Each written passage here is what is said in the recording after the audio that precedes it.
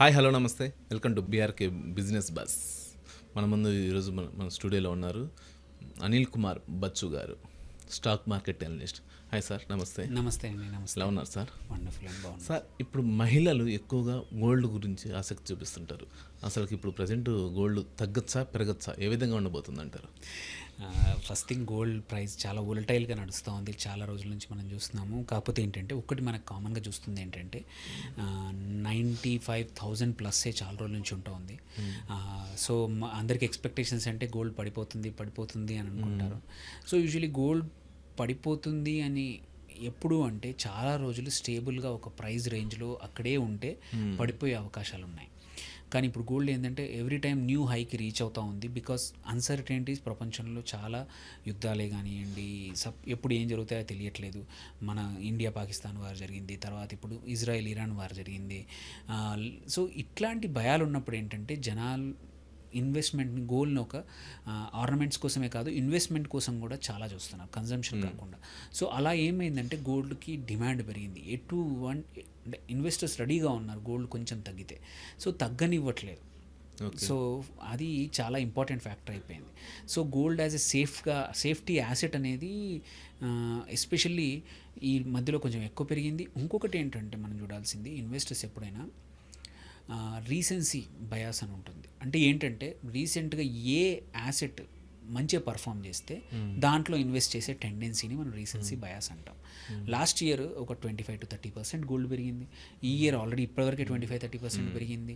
అంటే అందరికీ ఏంటంటే గోల్డ్లో పెడితే డబ్బులు వస్తాయి. ఇంతకుముందు ఇట్లాంటి సైకిల్స్ చాలా జరుగుతాయి. ఇంతకుముందు కొద్దిమంది ల్యాండ్ కూడా ఒక టకాటక్ పెరిగిపోయాయి. కొన్నిసార్లు మార్కెట్లో పెడితే పెరిగిపోయాయి. కొద్ది టైంలో క్రిప్టోలో పెడితే పెరిగిపోయాయి. సో ఇప్పుడు గోల్డ్ టైం నడుస్తూ ఉండింది. సో రీసెన్సీ బయాస్ ఉండడం వల్ల కూడా ఎవరైనా సరే డబ్బులు ఉన్న వాళ్ళందరూ కూడా గోల్డ్ ఎప్పుడు కొంచెం 5%, 2%, 3% తగ్గినా కొంటా ఉన్నారు, మళ్ళీ పోతా ఉంది. That is one side. Second, యుద్ధ భయాలు ఇట్లాంటివి ఉండడం వల్ల కూడా చాలామంది ఇన్స్టిట్యూషనల్ ఇన్వెస్టర్స్ కూడా గోల్డ్ వైపు మొగ్గు చూపుతున్నారు. లాంగ్ టర్మ్ ఇన్వెస్టర్స్ కూడా తమ పోర్ట్ఫోలియోలో కొంచెం గోల్డ్ ఉంచుకుంటున్నారు. సో దానివల్ల ఒకటి పెరిగిపోయింది.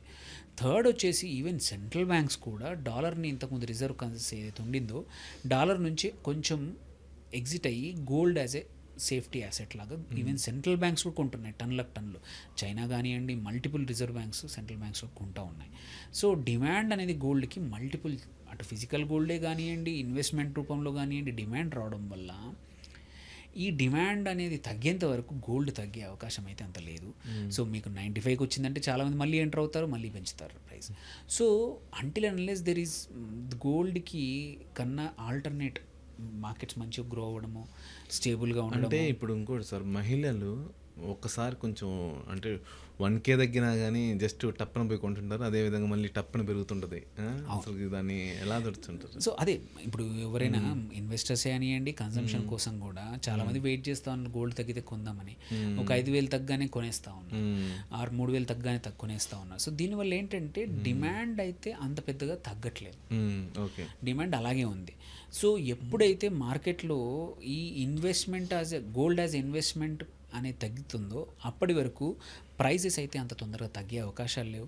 అంటిల్ అన్లెస్ సంథింగ్ రియల్లీ ఏమైనా పాజిటివ్ న్యూస్ మార్కెట్స్కి వచ్చి స్టాక్ మార్కెట్స్ బాగా పర్ఫామ్ చేసి గోల్డ్ డిమాండ్ కొన్ని రోజులు ఆగిపోయి తప్ప, ఆర్ గోల్డ్కి ప్రత్యామ్నాయంగా ఇంకొక వేరే యాసెట్ వస్తే తప్ప గోల్డ్కి అంత తొందరగా తగ్గే అవకాశాలు లేవు. ఇదే రేంజ్లో ఉండొచ్చు, 1,00,000 పైనే ఉండొచ్చు, కానీ తక్కువ అయితే అవకాశాలు లేవు.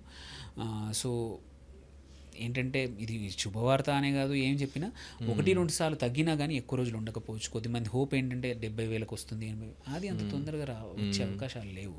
ఎందుకంటే అందరూ దాన్ని ఒక ఇన్వెస్ట్మెంట్లో, ఒక పోర్ట్ఫోలియోలో ఇంత పర్సెంటేజ్ అని పెట్టేసుకున్నారు. సో ఎప్పుడు తగ్గినా గోల్డ్, మల్టిపుల్ టైప్స్ గోల్డ్ ఈటీఎఫ్లు, ఈవెన్ గోల్డ్ ఈటీఎఫ్లో నువ్వు ఇన్వెస్ట్ చేసినా ఆ ఈటీఎఫ్ కంపెనీ గోల్డ్ ఎక్కడో ఒక దగ్గర కొని పెట్టాలి. సో నువ్వు గోల్డ్ మ్యూచువల్ ఫండ్ కొన్నా, ఆర్ డిజిటల్ గోల్డ్ కొన్నా, దానికి అగెనిస్ట్గా ఎవరో ఒకరు గోల్డ్ కొని పెడితేనే మీకు వాల్యూ ఉంటుంది. సో ఏ రూపంలో ఇన్వెస్ట్ చేసినా గోల్డే.